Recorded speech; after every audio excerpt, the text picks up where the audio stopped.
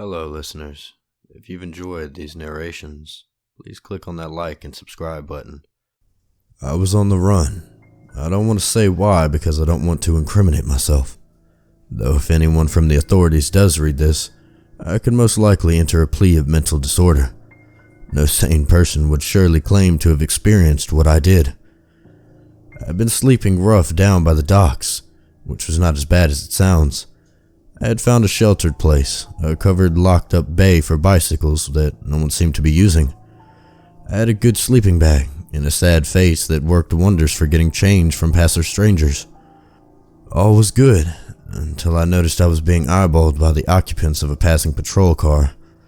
Easy come, easy go, I thought, putting my hands in my pockets and walking away as nonchalant as I could from the spot.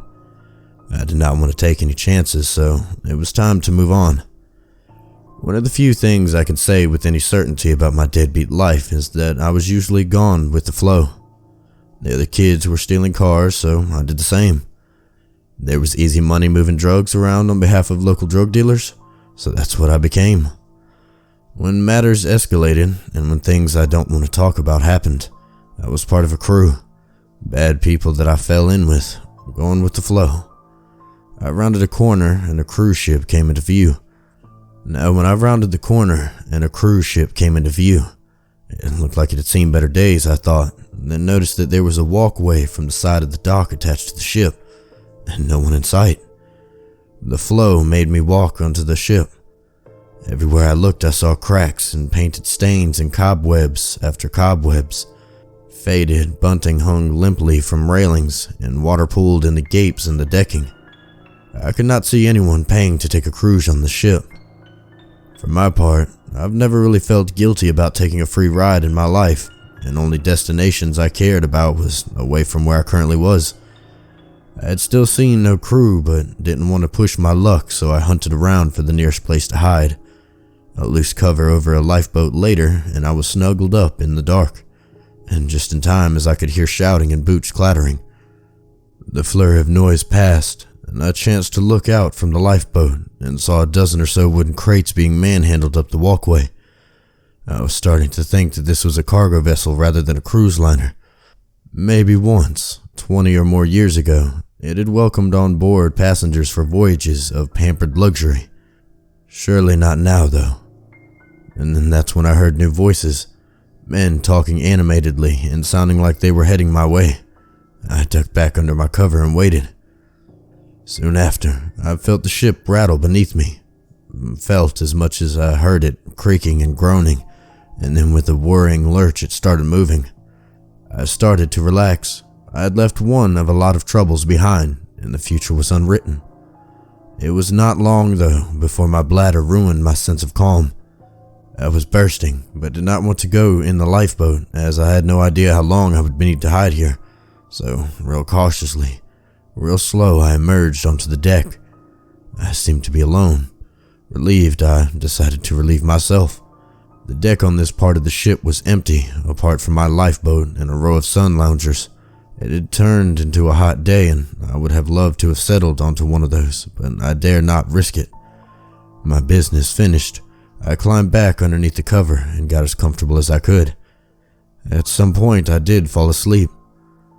After stretching my achy limbs in the confined space of my new home and yawning, I lifted the cover a little to see if the coast was clear, so I could head out and try and find something to eat and drink.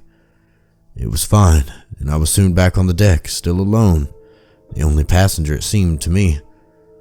A bit further down the deck, the doors of what I presumed were the cabins remained closed, and it looked like the shutters on the small windows of each were down. My theory that this was now a cargo ship rather than a passenger vessel appeared more than likely.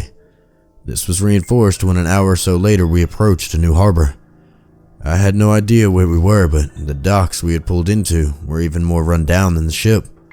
Crouching low and glancing constantly around, I watched as more boxes were loaded. These boxes seemed to rattle and were dotted with what I thought to be air holes. Maybe livestock containers, I assumed. Some poor beast being transported under conditions which must have been illegal. I decided to go in search of food and something to wash it down with.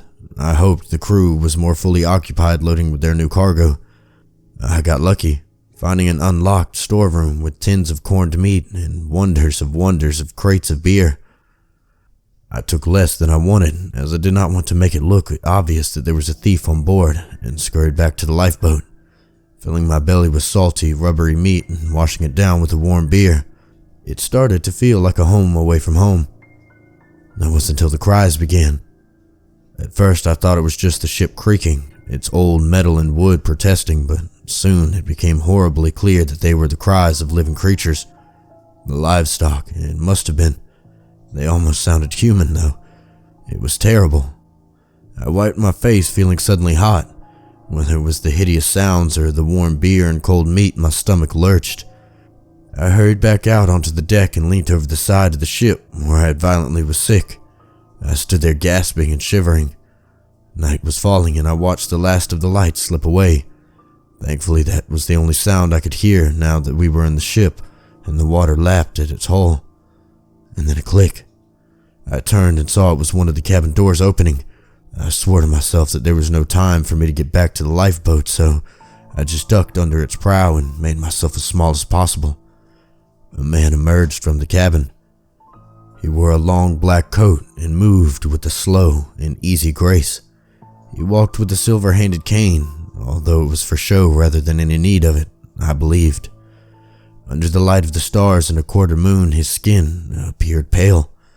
His head was shaven, with intermingling lines of tattoos reaching up one side of his face. The sight of him made me shiver, and I tried to retreat further back under the lifeboat. As he began to promenade along the deck, more cabin doors opened and more figures stepped out. There were about a dozen of them I could see. Each was draped in black. Their pale countenances were expressionless. Some appeared to be male, some female. All of their heads were shaved. A variant of intricate facial tattoos seemed to be the only distinguishing marks. Not a word was said between them as they took in the night air. I watched, entranced and unsettled in equal measure. There was something otherworldly about the passengers, something which set my nerve on edge.